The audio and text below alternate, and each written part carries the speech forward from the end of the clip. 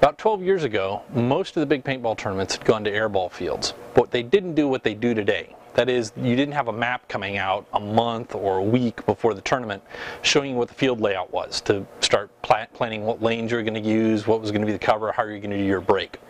So that was a big deal that when Don and I were at tournaments, one of the first things we do as soon as the fields were set up, which back then we were, Warpig was the official internet resource for NPPL and PSP.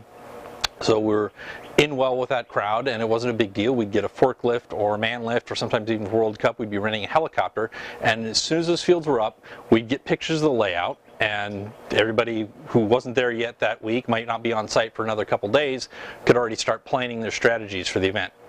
And it was a big thing. I think the first time we realized the impact it had was when we saw at Chicago Open, saw Daryl Trent showed up on site, and he had a binder for the All-Americans with every field map that we'd picture that we'd taken, and had all their break lanes on it. Everything was all marked out. We realized, okay, this is affecting people. It's helping out. So we thought we'd take it further. We invested more money than I'd care to say back then, because the technology was a lot more expensive than it is now, in radio control helicopter technology and wireless video technology. And the idea was we were going to take aerial photos of the fields. So we'd get to a site as soon as it was set up. Boom, we'd even have a straight map view of the field. Well, turns out that just by the time we started getting that online, and the whole thing was hush-hush at the time, but right as we started getting that online, that's when tournament promoters started putting out field maps. So it was moot. We didn't have to do it anymore, and of course the field maps came out. We started doing 3D renderings, and then 3D rendering started coming out.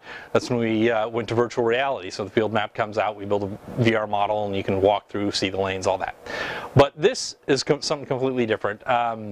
Few weeks back, Greg Hastings said something on Facebook about at an event using a quadcopter to spy on people, and that brought back this memory, this old technology, and this project that we geared up for that pretty much went nowhere.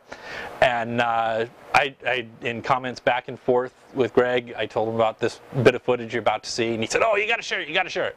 So here it is. This is what happens when you fly to the International Amateur Open in Pennsylvania, and of course your radio control helicopter gear has to get all disassembled and packed for airline shipment, and you don't notice that one of the carbon fiber struts got a crack in it. Here's the video you end up with.